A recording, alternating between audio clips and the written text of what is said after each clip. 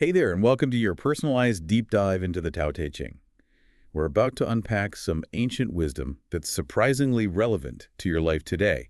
Ever heard of it? It's a collection of 81 short chapters packed with insights on everything from leadership to living a fulfilling life. And it's attributed to a sage named Lao Tzu. Okay, a sage named Lao Tzu over 2,500 years ago. That's pretty ancient. Why should I care about what some old sage had to say? Because even though it was written so long ago, the Tao Te Ching offers timeless wisdom that can help you navigate the ups and downs of life, especially the challenges you face as a young adult. All right, I'm intrigued. But I'll be honest, ancient texts can be a little intimidating. Where do we even begin with something like the Tao Te Ching? Well, the heart of it all is this concept called the Tao, which is kind of like the underlying force of the universe. But here's the catch. Chapter 1 says, the Tao that can be described is not the eternal Tao. Wait, so you're telling me we're diving into a book about something that can't even be described? That sounds a little frustrating. It might sound that way at first, but think of it like this. Have you ever tried to describe what love feels like, or what it means to be truly happy? Words can only take us so far, right? Okay, I see what you mean. It's more about experiencing it than putting it into neat little boxes. So how do we even begin to grasp this elusive concept of the Tao? The Tao Te Ching uses a lot of metaphors and paradoxes to point us in the right direction. For example, Chapter 4 compares the Tao to an empty container. An empty container. What's so profound about that? Well, the chapter goes on to say it can never be emptied and can never be filled. Infinitely deep, it is the source of all things. So the emptiness isn't about nothingness, it's about potential. Think of it like a blank canvas. It has the potential to become anything. So maybe it's like saying I have the potential to become anything I set my mind to. Exactly. And this idea of emptiness as potential is really important throughout the Tao Te Ching. It's about being open to new possibilities, letting go of limiting beliefs, and tapping into your own inner strength. Okay, I'm starting to see how this ancient wisdom might actually apply to my life. But the Tao still seems pretty mysterious. Does the Tao Te Ching give us any clues on how to actually live in harmony with it? Absolutely. Chapters 2, 8, and 10 offer some practical guidance on how to align ourselves with the Tao. They emphasize the importance of balance, humility, and acceptance. Balance makes sense. I mean, we all know that too much of anything can be a bad thing. But what does humility have to do with it? Well, the Tao Te Ching suggests that true strength comes from letting go of ego and the need to control everything. It's about recognizing that we're all part of something much bigger than ourselves. Well, it's not about being weak or passive. It's about understanding where we fit in the grand scheme of things. Exactly. And Chapter 8 uses a powerful analogy to illustrate this idea. It compares the Tao to water. Water. I'm not sure I see the connection. Think about how water flows effortlessly, nourishing everything in its path without discriminating or competing. It's adaptable, resilient, and always finds a way. Wow, that's a pretty cool analogy. So are you saying we should all just go with the flow and not try to achieve anything? Not quite. It's not about being passive, but rather about aligning our actions with the natural flow of the Tao. It's about finding that sweet spot between effort and surrender. That makes sense. But honestly, sometimes I feel like I need to push and strive to get what I want in life. Isn't that important too? Of course, action is important, but the Tao Te Ching invites us to act with intention, without attachment to specific outcomes. It's about doing what needs to be done, but letting go of the need to control the results. So it's about trusting that things will unfold as they should. That's a pretty big leap of faith. It can feel that way at first, but the more we practice aligning ourselves with the Tao, the more we realize that sometimes the best things in life happen when we let go of our rigid plans and expectations. Okay, that's a perspective I need to think about a bit more. But this idea of leadership, of governing, how does that fit into the Tao Te Ching? I mean, isn't being a leader all about being in control? That's what we're often told, right? But chapters 3, 17, 37, and 57 challenge that conventional view of leadership. Oh, really? So what does leadership look like through the lens of the Tao Te Ching? It's about leading without force or control, emphasizing trust, integrity, and serving the needs of the people. It's a very different approach than what we often see in the world. That sounds almost impossible. Huh. How can a leader get anything done without exerting some kind of control? Well, chapter 17 describes the ideal leader as someone the people hardly even know exists. It's about creating an environment where people feel empowered and supported to thrive on their own. So it's more about guiding and inspiring than commanding and controlling. Exactly. It's about trusting people's inherent wisdom and creating the conditions for them to flourish. Think of it like a gardener who tends to the soil, providing the right environment for plants to grow naturally rather than forcing them to grow in a certain way. That's a cool analogy, but wouldn't that take a lot of patience and trust? Absolutely. Patience and trust are key qualities for a leader who embodies the principles of the Tao. It's about seeing the potential in others and nurturing their growth.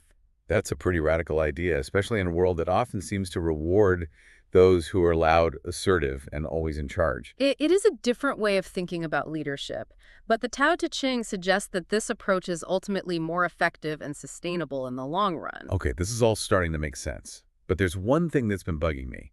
You keep talking about paradoxes. Yeah. What exactly does that mean in the context of the Tao Te Ching? Well, you've probably noticed that a lot of the concepts we've been talking about seem contradictory, like strength and weakness or leading by not leading. The Tao Te Ching embraces these paradoxes and suggests that they're actually essential to understanding the nature of reality. So how can something be both strong and weak at the same time? It seems like those are opposites. That's what's so fascinating about the Tao Te Ching. It challenges our usual way of thinking in black and white terms. Chapters 22, 36, and 78 dive deep into this idea of paradox. Okay, give me an example of how this paradox thing works in real life. Think about a tree bending in the wind. It doesn't resist the force of the wind, but instead, it yields and adapts. This flexibility allows it to survive the storm while a rigid tree might break. Wow, that's a great visual. So it's not about being weak or giving up. It's about knowing when to stand firm and when to bend. You got it. And the Tao Te Ching suggests that this principle applies to many areas of life. It's about finding that balance between seemingly opposite forces, like action and non-action, or strength and vulnerability. That's a lot to take in. My brain is starting to hurt a little, but I have to admit, this is all pretty interesting. What else can the Tao Te Ching teach me? Well, it offers a lot of guidance on the path of self-cultivation. Chapters 33, 52, 56, and 71 are especially helpful in this area. Self-cultivation, huh? That sounds a little intense. What exactly does that mean in the context of the Tao Te Ching? It's not as complicated as it sounds. It starts with self-knowledge, with understanding your own strengths, weaknesses, and motivations. So before I can even begin to figure out the world, I need to figure out myself. Exactly. Chapter 33 says, "Those who know others are intelligent. Those who know themselves are truly wise." That makes sense. But how do I actually go about getting to know myself better? Should I start journaling? Meditating? The Tao Te Ching doesn't prescribe a specific set of practices, but it does emphasize the importance of inner peace and stillness. Chapter 56 suggests that those who know do not speak. Those who speak do not know. Wait, so you're saying the key to self-knowledge is silence? It's not about never speaking. It's about recognizing the value of stillness and introspection. It's about quieting the noise of the external world so you can listen to the wisdom within. Okay, I'm starting to see the connection. But sometimes my mind is so busy and chaotic. How do I even begin to quiet it down? There are many paths to inner peace, and what works for one person may not work for another. But the Tao Te Ching suggests that by cultivating awareness of our thoughts and emotions, we can gradually learn to detach from them and find a sense of inner calm. So it's a process, not a quick fix. Yeah, exactly. And Chapter 71 reminds us that knowing you don't know is wholeness. Thinking you know is a disease. It's about being open to learning, to questioning our assumptions, and recognizing that there's always more to discover. This is all so much to process. I feel like I've only just dipped my toes into the vast ocean of the Tao Te Ching, but I'm already feeling inspired to explore these ideas further. That's the beauty of this ancient text. It's a lifelong journey of discovery and growth. I'm definitely up for the challenge. But before we move on, is there a particular chapter or passage that's really resonated with you personally, something you keep coming back to? There are so many gems in the Tao Te Ching, but Chapter 50 has always stood out to me. It talks about how those who truly celebrate life walk fearlessly among wild animals and remain unharmed in battle. Wow, that sounds intense. Why does that resonate with you? Because it highlights the importance of embracing life fully, even in the face of fear and uncertainty. It's about recognizing that death is a natural part of life, and that by accepting this truth, we can liberate ourselves from fear and live more authentically. That's a powerful message. So it's not about being reckless or denying the dangers that exist. It's about finding that courage to live fully in the present moment. Exactly. It's about facing our fears and recognizing that true strength lies not in clinging to life, but in embracing its impermanence with grace and courage. That's a lot to unpack. I'm definitely going to have to think about that one for a while. And that's just the beginning. The Tao Te Ching has so much more to offer. It's a text that can continue to inspire and guide us throughout our lives. I'm really excited to dive deeper into this ancient wisdom and see what else I can learn. This has been an incredible start to our deep dive into the Tao Te Ching. Stay tuned. We've got so much more to explore. And remember, the Tao Te Ching isn't a rule book. It's more like a collection of poetic whispers, nudges toward a way of being in the world that feels more aligned and authentic. I love that poetic whispers. It definitely doesn't feel like it's trying to force a belief system on me. It's more like it's asking me to question, to explore, to figure things out for myself. Exactly. And the path might look different for everyone, but the core principles, balance, humility, non-action, embracing paradox, those are like signposts along the way, guiding us toward a deeper understanding of ourselves and the world around us. Okay, so let's say someone's listening to this and they're thinking, this Tao stuff sounds pretty cool, but how do I actually live it? Like, how do I take these abstract concepts and apply them to my everyday life? That's a great question, and the Tao Te Ching actually offers some practical wisdom on that front. Chapter 63, for instance, talks about tackling difficult problems while they're still small and doing easy things before they become hard. So it's kind of like that saying, don't put off until tomorrow what you can do today. Yes. And it applies to personal growth, too. Don't wait until you're overwhelmed by stress or negativity to cultivate inner peace.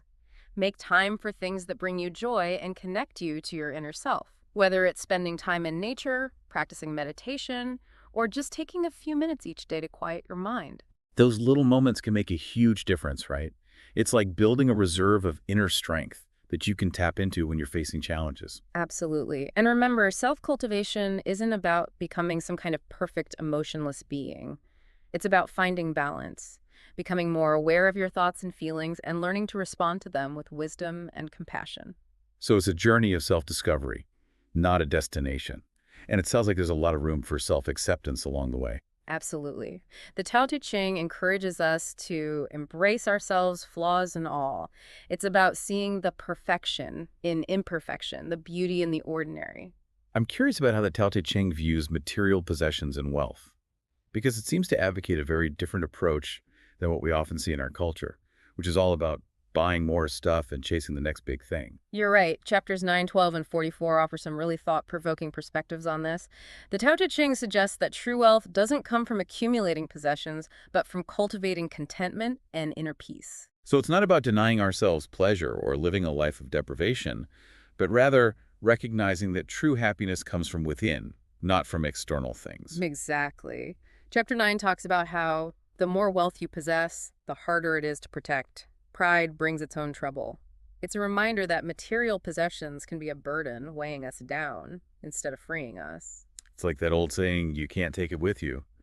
In the end, it's our relationships, our experiences, and our inner state of being that truly matter. Precisely. And the Tao Te Ching reminds us that by letting go of our attachment to material things, we open ourselves up to experiencing a deeper sense of abundance and fulfillment. That makes a lot of sense.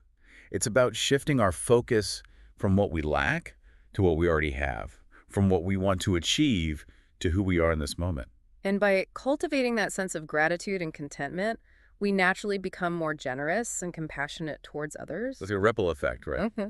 When we're at peace with ourselves, that peace radiates outward, influencing our interactions with everyone and everything around us.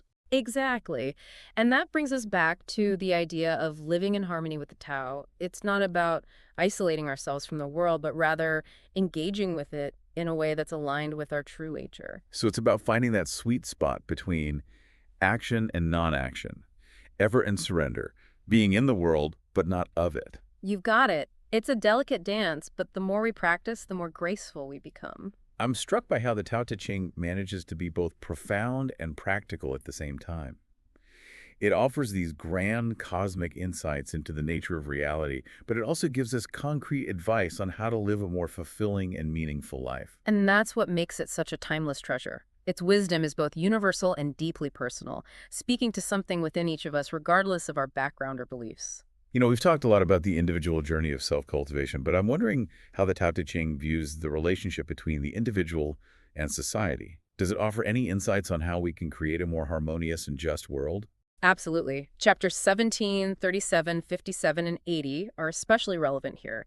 They suggest that the principles of the Tao can be applied not only to our individual lives, but also to the way we govern ourselves and interact with each other as a society. So it's not just about personal enlightenment, it's about creating a world that reflects those values of balance, compassion, and nonviolence. Exactly. The Tao Te Ching envisions a world where leaders govern with humility and integrity, prioritizing the well-being of all people over personal gain or power.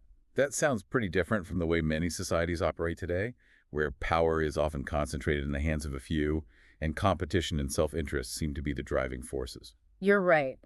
But the Tao Te Ching suggests there's another way, a way of governing based on cooperation, trust, and a deep understanding of our interconnectedness. So it's about shifting from a win-lose mentality to a win-win approach, recognizing that we're all in this together and that our collective well-being depends on the well-being of each individual. Precisely.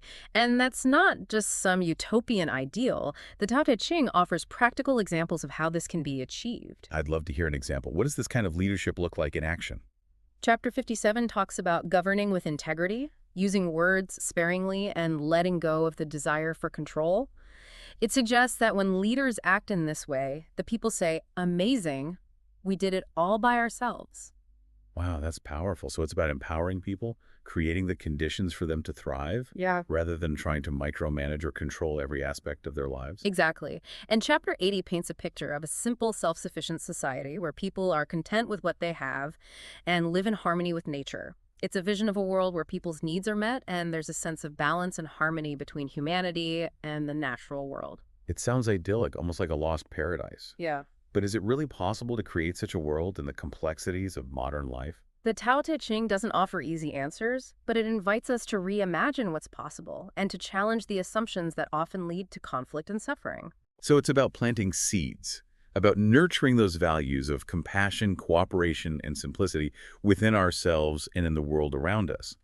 It's about believing that a better world is possible and taking action to create it. Exactly. And even small acts of kindness, small shifts in our way of being can have a ripple effect, creating positive change that extends far beyond ourselves. I love that. It's a message of hope and empowerment, reminding us that we all have a role to play in creating a more harmonious and just world. And it all starts with understanding ourselves and our place in the grand scheme of things. It all comes back to that interconnectedness we were talking about earlier, that sense of being part of something much larger than ourselves. It's like realizing we're not just isolated individuals, but threads in a giant web. And what we do affects the whole web. That's a lot of responsibility. It is. But the Tao Te Ching also reminds us that we don't have to control everything. In fact, trying to control everything often leads to more suffering.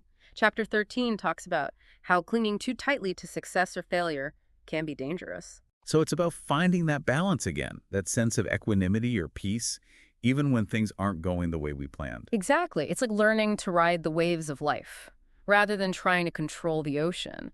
And chapter 25 puts it beautifully, saying that humanity follows the earth follows heaven, heaven follows the Tao, and the Tao follows only itself. Okay, break that down for me. What does that actually mean for my life? It's about recognizing that there's a natural order to things, a wisdom and a rhythm to the universe. And when we try to force things or impose our will on the world, we often end up creating more chaos and suffering. So it's about surrendering to that flow, trusting that the universe have a plan even if we don't fully understand it. You got it. And the amazing thing is that by letting go of our need to control, we actually become more powerful, more effective in navigating the complexities of life. This is also mind-blowing. It's like the Tao Te Ching is giving me a whole new operating system for life, one that's based on these principles of balance, harmony, and non-resistance. Do you ever feel like that? All the time. And it's a system that's been tested and refined for centuries, offering profound insights into human nature and the very essence of existence. What I'm wondering is, what if we applied these principles of the Tao to some of the really big challenges we're facing today, like climate change, political divisions, and social injustice? Could it actually make a difference? That's a really important question. Imagine a world where leaders approach these issues with humility, seeking solutions that benefit all beings, not just a select few.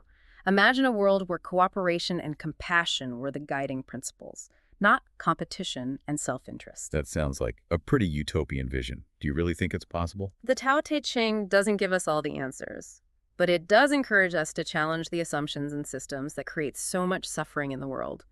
It invites us to reimagine what's possible and to act with wisdom and compassion. So it's about shifting our perspective, recognizing that we're all interconnected, and understanding that our actions have consequences that ripple outwards, Yeah. impacting not only ourselves, but also future generations. Exactly. And it's about cultivating those qualities of wisdom, compassion, and courage that are so essential for navigating these complex times. It's a tall order, Yeah. but I feel like the Tao Te Ching is giving us the tools we need to build the better future. It's not about achieving some perfect utopia overnight, but rather about taking small steps, making conscious choices that align with our values, and trusting that those actions will create positive change over time. This has been an incredible deep dive. I feel like I've only scratched the surface of the Tao Te Ching, but it's already had such a profound impact on my thinking. And that's just the beginning. The beauty of this text is that it continues to reveal new layers of meaning. The more we engage with it, it's a lifelong journey of discovery. Thank you so much for being my guide on this journey. Your insights have been invaluable. It's been my pleasure. Remember that Tao Te Ching isn't just a book to be read, but a way of life to be lived. Beautifully said. And to all of you listening, thank you for joining us on this deep dive into the Tao Te Ching. We hope this has sparked your curiosity and inspired you to explore these ideas further. Maybe you'll even pick up a copy of the Tao Te Ching and see what wisdom speaks to you. Until next time, may you find balance, harmony, and peace on your journey.